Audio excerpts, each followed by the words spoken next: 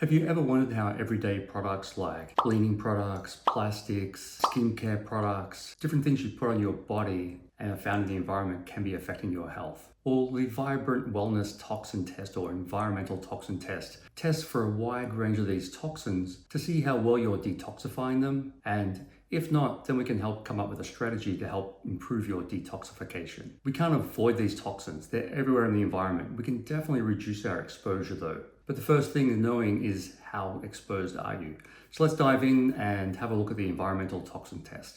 The first section of the environmental toxin test looks at the phenols here. And they're found in plastics like BPA, antibacterial soaps, cosmetics, and phenols are widely used to prevent bacterial growth and enhance product durability. But they can mimic or block hormones, affecting thyroid function, metabolism, fertility, and some are also linked to an increased risk of cancer and immune system disruption. So the key is reducing exposure. So avoiding things like plastic food containers, especially ones known to have BPA in it, and also heating food in plastic is much worse as well. Switching to natural personal care products and choosing fragrant-free household items to limit phenol exposure. That's the key here to just reducing exposure. If you have high levels of an environmental toxin like this, there's ways we can use to detoxify this. The next section is the herbicides, and they're weed-killing chemicals often found in conventional agriculture. But they don't just stay on the crops, they end up in our food and water supply.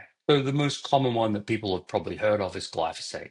And this is banned in many countries around the world, especially in Europe, but it's still widely used in places like the US and Australia, Canada. Though there's talk about phasing this out because it's a known cause of, or it's a probable cause of cancer, but that's debatable depending on who you listen to. But it causes disruptions to the gut microbiome and leads to leaky gut, hormone disruption. So we want to do the first thing we want to do is reduce exposure down. Choosing organic, and if you can't eat 100% organic, which is very expensive, looking up lists like the Dirty Dozen, Clean 15, you can focus on the foods that, the Dirty Dozen is the foods that use the most chemicals and herbicides and pesticides.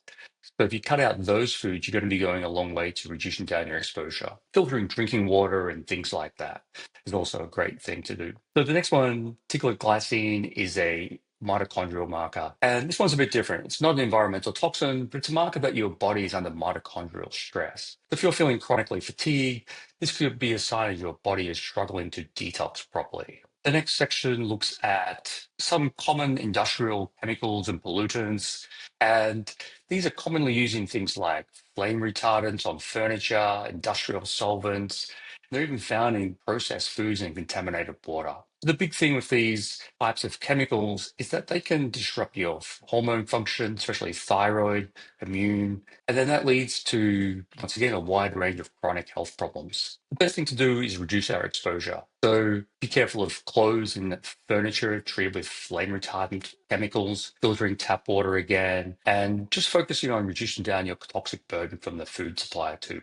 The next section, parabens, they're synthetic chemicals that are used in preservatives and many personal care products. And they help to extend the shelf life. They also come with some health risks. So if you're using, the typical supermarket shampoos, lotions, deodorants, cosmetics, they're going to have high levels of these parabens in them. And they're known endocrine disruptors, especially estrogen, and that can lead to fertility issues or increased PMS and an increased risk of things like breast cancer. Once again, reducing down our exposure by going for chemical-free alternatives is the best thing. And looking up things like the Environmental Working Group, they have a guide on this. The next section, and there's quite a few, are pesticides. And I'm not going to try and read any of these names because they're hard to pronounce, but they're used to kill pests. But they don't just stay on the crop, and they don't just kill pests, but they end up in our food and water supply and then inside our bodies. So once again, they're commonly found on fruits, vegetables, grains, and in water. And even after washing, they can still be, still in there. So trying to go for that Dirty Dozen, Clean 15. Once again, they can affect hormones, brain function, gut function, and they can weaken our immune system. So reducing down exposure is the best option here, and focusing on improving your body's detox. Phytalates are the next section, and once again, I won't try and pronounce them. They help to make things like plastics more flexible, and they're found in cosmetics and food packaging, but they can leach into our body as well. And the main concern of these is they are endocrine disruptors. So once again, affecting fertility, thyroid, and thyroid affects things like insulin resistance and weight. And having high levels of these chemicals in the body can make things like weight loss difficult. So just reducing our exposure to plastic containers, especially heating food in plastic, that's a real key.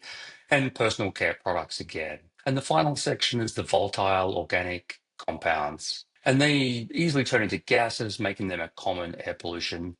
They're found in household products, industrial products, and they more affect things like the lungs, the skin, kidney function. And they're found in paints and cleaning supplies and cigarette smoke and that type of thing. So once again, reducing exposure, using an air filter inside, opening the windows, watching out for things like those chemical or those really synthetic candles and air fresheners. They're high in these volatile organic compounds. So you can purchase the environmental toxin test as a standalone test, or the best option is to get it as part of the total tox burden, which also measures microtoxins and heavy metals. And I'll talk about them in another video. If you have any comments, leave them below, and look forward to the next video in the detox section that we're doing right now.